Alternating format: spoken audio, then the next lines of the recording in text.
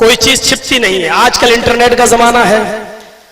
मेरा मामला भी एक बढ़ा और मैं नहीं चाहता था कि मैं कुछ बात अपने मामले को लेकर बोलूं, लेकिन मुझसे हमारे पीछे बैठे हुए एक साहब कहने लगे, नहीं मौलवी साहब, यहाँ बड़ी गलतफहमियां हैं। तो अब गलतफहमियां जिसके अंदर है तो उसको तो हम दूर कर नहीं सकते, वो तो रहेंगी।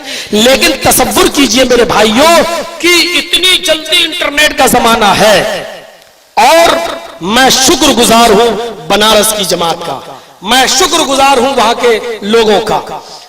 यकीन कीजिए, एक शख्स से हमारी इटावा में राजनीतिक लड़ाई कह लो, सियासी लड़ाई कह लो, ये 10 साल से चली आ रही है। बदकिस्मती से वो भी मौलवी है। नाम लेने की जरूरत नहीं है, आप लोग समझ गए होंगे। और उसने अपना वो चोला बदलता रहता है। मऊ में भी आया था, उसको देवबंदी लोग बुलाते हैं तो वो देवबंदी बन जाता है, बरेलवी बुलाते हैं तो वो बरेलवी बन जाता है, शिया बुलाते हैं तो वो शिया बन जाता है। इटावा में जैनियों ने बुलाया तो वो जैनी भी बन गया। और जहां शिवलिंग बनते हैं वहां जाकर वो माथा भी टेक लेता है और वो टीका भी लगा लेता है। उसको पैसा चाहिए एनजीओ के नाम पर कि मैंने इतने गैर मुस्लिमों को मुसलमान किया, मेरा इतना बड़ा एनजीओ चल रहा है, इतना बड़ा मदरसा, जबकि सब झूठ है, सब फराड है। चूंकि मैं पूरे मगरबी यूपी का अमीर हूं, मैं उसको तस्दीक लिख कर नहीं देता हूं। मैं कहता हूं तुम्हारे पास 2 बच्चे जब मदरसे में नहीं पढ़ रहे तो मैं क्यों लिख कर दूं? तो वो 10 साल से ये दुश्मनी चली आ रही है कि ये मेरा बाहर चंदा नहीं होने देता है, जहां होता है वहां रोक देता है, और जब कोई तलाश करने आता है मेरा मामला तो ये कह देता है यहाँ कुछ नहीं। तो बहुत से मामलात में उसने हमें फंसाना चाहा, लेकिन जब कोई दाल नहीं गली तो उसने बनारस की एक लड़की को जो दिमाग से पागल है, 6 साल से उसका दिमाग का इलाज चल रहा है, वो फजर की नमाज पढ़कर, फजर की नमाज के टाइम अजान के बाद वो निकलती है और इटावा का वो मौलवी 4 लोगों के साथ 4 4 व्हीलर यानी 4 पहिए वाली गाड़ी लेकर गोल गड्ढा पे खड़ा हो जाता है और उस लड़की को फोन करके बुलाता है। वो लड़की सुबह फजर की नमाज के टाइम पर गोल गड्ढा पहुंचती है, जलालीपुरे की रहने वाली है, और उस लड़की को टाटा सोमो में अपनी 4 व्हीलर गाड़ी पर बिठालकर इटावा लाता है। और 4 दिन उन 4 लोगों ने उसको अपने पास रखा, करहल, मैनपुरी और इटावा, उसको बहुत सी जगह घुमाया और उसको पढ़ाया, लिखाया, समझाया, उसके दिमाग में एक बात भर दी और वो उसको यहां भेज दिया ट्रेन पे बिठाकर। और इटावा की पुलिस उसको लेकर आई। इटावा की पुलिस की दिमाग से पागल है, इसको इसके घर तक पहुंचे तो उसको थाने में लेके आई।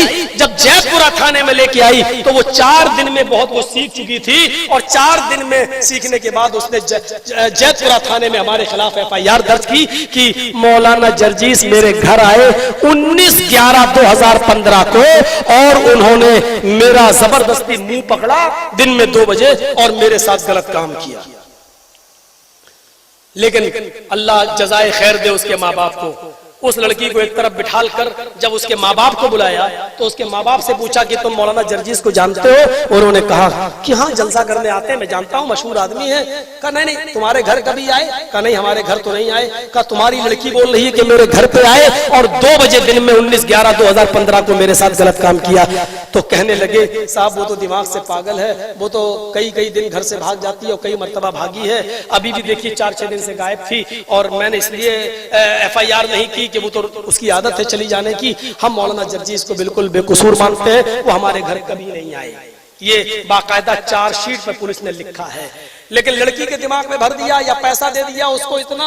अब वो लड़की का जब 164 का बयान हुआ, कलम बंद बयान जिसको बोलते हैं, उसमें उस लड़की ने 15 दिन के बाद दूसरा बयान दिया। उसने कहा मजिस्ट्रेट के सामने कि मौलाना जर्जीस कभी मेरे घर नहीं आए, मुझे बनारस में जब जलसा करने आते थे तो मुझे होटलों में बुलाते थे और होटल में मेरे साथ गलत काम करते थे और मैं 2 साल से मेरे साथ जबरदस्ती कर रहे हैं। तो जज ने पूछा भी उससे, मैडम जबरदस्ती एक बार होती है, बार-बार तो नहीं होती, 2 साल से जबरदस्ती हो रही तुम्हारे साथ?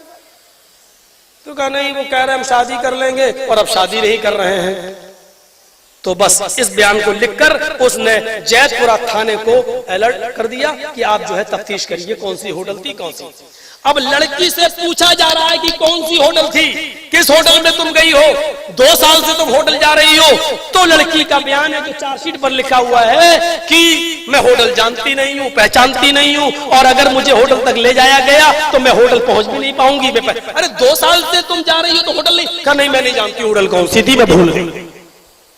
फिर उस लड़की का मेडिकल कराया गया तो मेडिकल में साफ तौर पर आया no life and dead sperm seen, जो हमारी चार्जशीट पर लिखा हुआ है, और आगे भी लिखा नो इंटरनल एंड एक्सटर्नल। ना उस लड़की के अंदर कुछ हुआ ना बाहर, यानी वो शादी से पहले जैसी थी वैसी ही है, उस लड़की के साथ कुछ नहीं हुआ।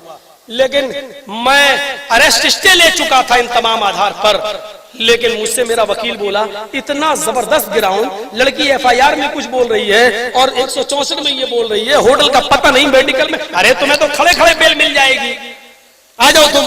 कौन है? अरे कैसे तुम चले जाओगे जेल के अंदर?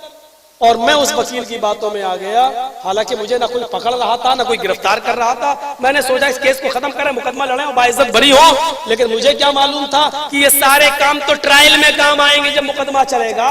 पहले तो लड़की का बयान ही सब कुछ है, पहले इधर आओ।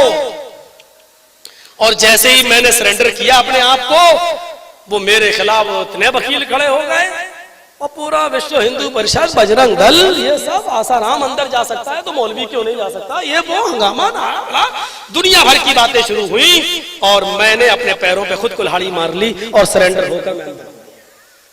अब अंदर हुआ तो फिर हालात ऐसे बदल गए कि 2, 3, 5 दिन में जमानत हो जानी थी, लेकिन फिर इलेक्शन आ गए। इलेक्शन के बाद हाई कोर्ट जब गए तो हाई कोर्ट में दुश्मन ने हमारा एक वकील खड़ा कर दिया। उस वकील ने कहा अरे ये तो बाल ठाकरे के खिलाफ बोले, अडवाणी के खिलाफ बोले, इनके ऊपर तो बड़े मुकदमे चल रहे हैं। वो हाई कोर्ट ने भी मेरा क्रिमिनल रिकॉर्ड मंगा लिया कि इनका क्रिमिनल रिकॉर्ड मंगाओ, उसके बाद देखेंगे। अब क्रिमिनल रिकॉर्ड कोई हो तब तो है, कोई रिकॉर्ड नहीं। हर थाने से मेरे पास नील की कोई थाने में रिपोर्ट ही नहीं है, सारे थानों से नील रिपोर्ट आई। हाँ, कानपुर में एक मुकदमा था मेरे ऊपर 153 का, तो वो मुकदमा उसमें मैं बेल पे छूटा हुआ था। तो हमारे वकील ने बहस की, अरे 153 क्या, आजकल शराबी को शराबी कह तो वो एफआईआर करा देता है, जुआरी को जुआरी कह तो वो एफआईआर करा देता है, तो ये कोई मुकदमा नहीं है, कोई अपराध नहीं है। तो जज ने कहा कि भाई क्या बात, कहा भाई लड़की बालिग है, कह रही है कभी घर कभी कह रही है घर, मेडिकल में कुछ है नहीं, लिहाजा उसने फौरन बेल दे दी मुझे। अब जब बेल मिली मुझे तो अब मेरा दुश्मन फिर चौकन्ना हुआ। अब तो बेल मिल गई, अब तो जर्जिस भी मेरे खिलाफ कुछ ना कुछ करेगा। तो उसने फौरन कानपुर में जाकर मेरे खिलाफ कानपुर का वारंट जारी करवा दिया। अब मैं नहा धोकर बैठा था कि आज मेरी बेल हो रही है, आज मैं रिहाई है, बनारस से निकलूंगा। तो बनारस से रिहाई तो आई नहीं, मेरा वारंट और आ गया। मैंने कहा भाई मेरी रिहाई क्या हुई? कब तुम्हें कानपुर जाना पड़ेगा, ट्रांसफर होगा। मैंने कहा क्या हुआ? कहा वहां भी कोई मुकदमा है। मैंने कहा जल्दी से उसने बताया, मैंने समझ गया पुराना मुकदमा है। मैंने कहा यार मैं तो बेल पे छूटा हुआ हूँ। बोले अब यहाँ से आपको ट्रांसफर किया जाएगा। तो अब मुझे वहां ले जाया गया, बनारस की पुलिस हमको लेके वहां पहुंची, लेकिन वहां मैं बस खड़े ही खड़े में छूट गया। उसने कहा कि आप तारीख पे क्यों नहीं आए? मैंने कहा मैडम मैं जेल में था। मैं कैसे आता? 4 महीने। तो आपके वकील को आप एप्लीकेशन लगाना चाहिए। मेरा वकील बोला मुझे भी नहीं मालूम था ये जेल में थे। मेरा वकील बोला मुझे भी क्या मालूम, आपने बताया कि मैं जेल में हूं। तो कहा कि चलिए कोई बात नहीं, आपकी बेल तो होगी, आप बेल पे छूटे हुए थे, ठीक है, लेकिन चूंकि जेल से छूट रहा हूं इसलिए जेल में जाना ही पड़ेगा 2 घंटे के लिए। फिर मैं कानपुर की जेल में गया। मेरे भाइयों, इस पूरी लड़ाई में ना लड़की के माँ बाप नहीं, सिर्फ उसी मौलवी का हाथ है जो बहरूपिया है, और वो आप लोगों तक भी चंदा वंदा करने आएगा। मैं पहले बता रहा हूं कि होशियार रहिएगा। मुझे भी अब आगे लड़ाई लड़ना है, कोई कंप्रोमाइज नहीं, कोई समझौता नहीं, मुकदमा लड़ूंगा। और इंशाअल्लाह मैं पहले भी कहा था और आज भी कह रहा हूं कि मैं इस मामले में, मैं शिया सुन्नी मामले में, अहले हदीस बरेलवी सुन्नी मामले में जेल में बहुत बार गया हूं और कभी डरा नहीं। होता रहता है, लेकिन 376 केस में जाना बहुत बुरा होता है। और मैं अपनी जमात को भरोसा दिलाता हूं, अपनी जमात को खास तौर पर, इंशाअल्लाह मैं आपके सर को शर्म से झुकने नहीं दूंगा।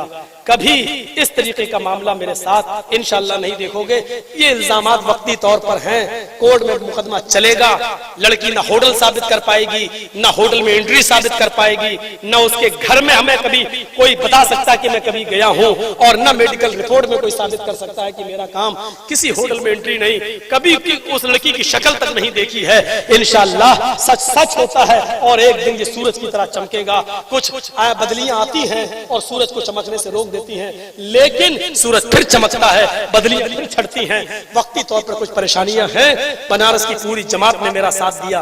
कल का जलसा भी बनारस में ही था मेरा, जलालीपुरे में, उसी मोहल्ले में जिस मोहल्ले का ये मैटर है। लेकिन हमने एक दो मौलाना का वहां से फोन आया मेरे पास, बेटा मैं तुम्हारे साथ हूं, लेकिन अभी जलालीपुरा थोड़ा छोड़ दो, क्योंकि यही का मामला है। लोग ये कहेंगे कि मौलाना जर्जीस को इतनी जल्दी क्या है उसी मोहल्ले में घुसने की।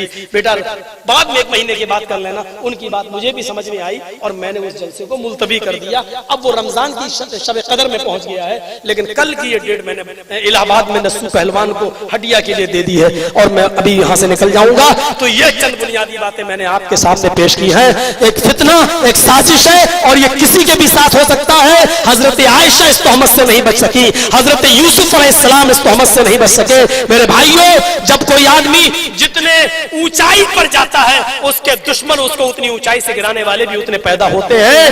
डॉक्टर जाकिर नाइक जैसी शख्सियत पर बताइए, जब आतंकवाद का किस्सा हटाया और ये केस हटा और कोई भी सीडी उनकी साबित नहीं हो सकी कि दहशतगर्दी में मुलव्विस है, तो अब करप्शन का और घोटाले का इल्जाम लगा दिया और पैसों का मामला उनके सामने आ गया है। अब इंटरनेट पर छाया हुआ है कि सऊदी गवर्नमेंट ने उनको नेशनलिटी दे दी। अल्लाह करे कि ये खबर सच हो और अल्लाह उनकी हिफाजत फरमाए, अल्लाह उनकी हिफाजत करे और अल्लाह उनसे दीन का काम लेता रहे। मेरे प्यारे साथियों, मैं हिंदुस्तान में हूं, हिंदुस्तान में रहूंगा, मैं हिंदुस्तान को छोड़ के नहीं जाऊंगा। चाहे कितने बड़े बड़े मुकदमे मेरे ऊपर चले, कितने बड़े बड़े मुकदमे चले, मैं मुकदमों को चैलेंज करता हूं और फेस करना जानता हूं। और मुझे हमारे हिंदुस्तान की अदालत पर भरोसा है कि एक दिन इंशाअल्लाह बाइज्जत बरी होकर मैं निकलूंगा।